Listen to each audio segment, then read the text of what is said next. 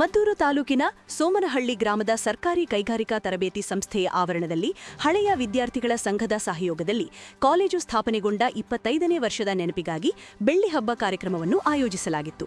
ಕಾರ್ಯಕ್ರಮಕ್ಕೆ ಚಾಲನೆ ನೀಡಿ ಮಾತನಾಡಿದ ಶಾಸಕ ಕದಲೂರು ಉದಯ್, ಈ ಭಾಗದಲ್ಲಿ ಸರ್ಕಾರಿ ಕೈಗಾರಿಕಾ ತರಬೇತಿ ಸಂಸ್ಥೆ ಸ್ಥಾಪನೆಯಾಗಿರುವುದರಿಂದ ಗ್ರಾಮೀಣ ಪ್ರದೇಶದ ವಿದ್ಯಾರ್ಥಿಗಳಿಗೆ ಹಾಗೂ ಬಡ ವಿದ್ಯಾರ್ಥಿಗಳಿಗೆ ತುಂಬಾ ಅನುಕೂಲವಾಗಿದೆ.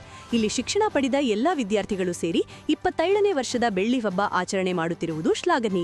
ಈ ಪರಂಪರೆ ಹೀಗೆ ನಿರಂತರವಾಗಿ ನಡೆಯಲಿ. ಮುಂಬರುವ ಪೀಳಿಗೆ 50ನೇ ವರ್ಷದ ಸಂಭ್ರಮಾಚರಣೆಯನ್ನು ನಿಮ್ಮನ್ನು ನೋಡಿ ಮಾಡುವಂತಾಗಲಿ ಎಂದು ಶುಭ ಹಾರೈಸಿದರು.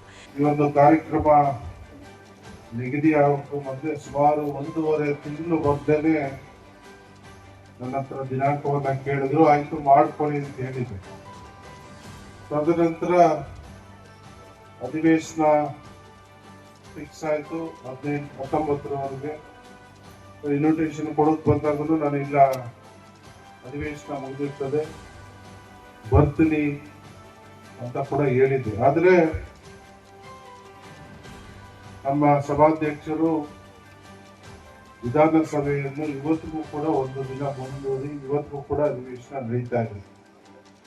ಆದ್ರೂ ನಾವು ಹಿಂದೆ ಈ ಕಾರ್ಯಕ್ರಮ ಮತ್ತು ಬೇರೆ ಬೇರೆ ಕಾರ್ಯಕ್ರಮಗಳನ್ನು 2 ವಾರ ಇರಲ್ಲ ಅಂತ ಹೇಳಿ ಇವತ್ತಿಗೆ ಬಹಳಷ್ಟು ಕಾರ್ಯಕ್ರಮಗಳಿಗೆ ಒಪ್ಪಿಗೆಯನ್ನು ಸೂಚಿಸಿದ್ದು. ಆದ್ರಿಂದ ಅಧಿವೇಶನ ಮೊಟಕುಗೊಳಿಸಿ ಇಲ್ಲಿ ಬರಬೇಕಾಯಿತು. ಬಹಳ ಸಂಭ್ರಮದಿಂದ ನಮ್ಮ ಎಲ್ಲ ಇಲ್ಲಿ ಒಂದು ಕಲ್ತಿ ಹೋದಂತ ಹಳೆಯ ವಿದ್ಯಾರ್ಥಿಗಳು ಎಲ್ಲರೂ ಸೇರಿ ಈ ಒಂದು ಬೆಳ್ಳಿ ಹಬ್ಬವನ್ನ ಆಚರಣೆಯನ್ನು ಮಾಡ್ತಾ ಇದ್ದೀವಿ.